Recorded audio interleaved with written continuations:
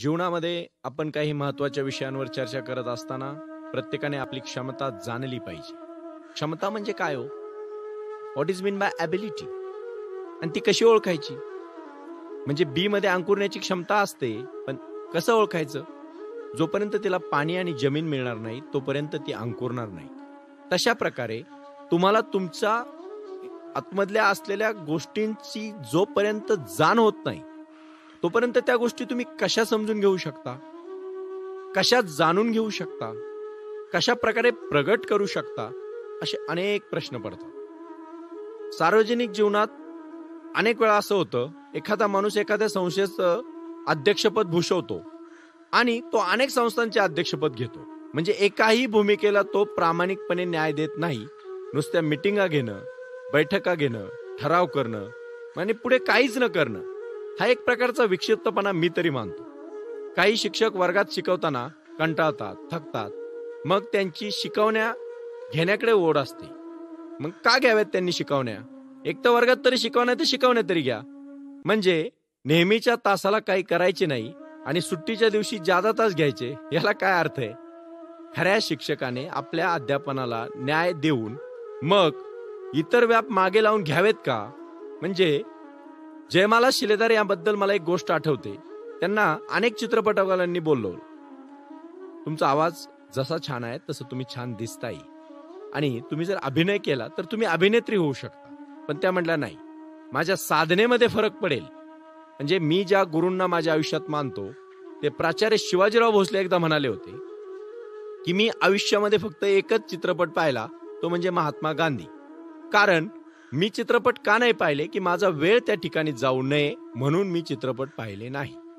म्हणजे आयुष्यामध्ये किती ध्यास घ्यावा की प्रत्येक श्वास आपल्या आपल्या ध्येयासाठी आपण घेतला पाहिजे, आपल्या ध्येयासाठी घेतला पाहिजे.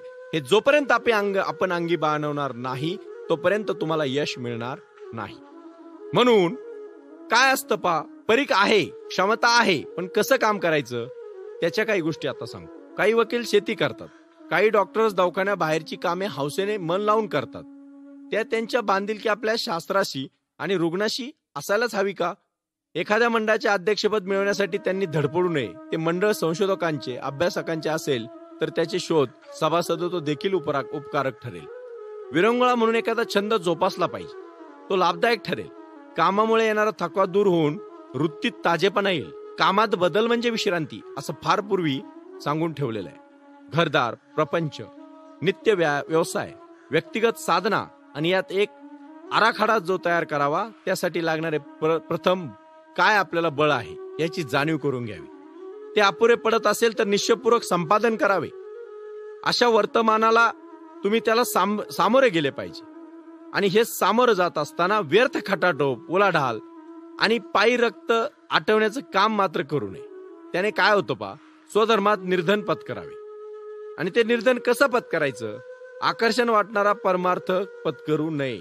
आजकाल लोक फॅशन म्हणून देवाची पूजा करतात.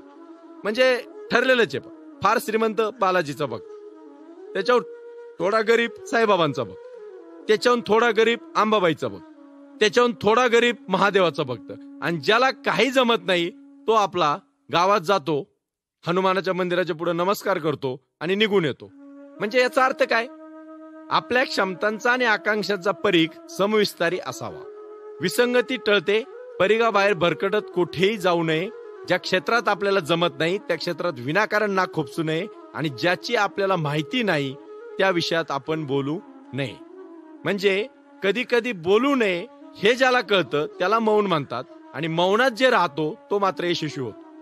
आयुष्यामध्ये आपला परीघ, आपल्या क्षमता, तुम्ही नक्कीच अष्टपैलू व्हा, पण तुम्ही त्यामध्ये निष्णांत होण्यासाठी तुम्हाला आधी अभ्यास करावा लागेल, साधना करावी लागेल.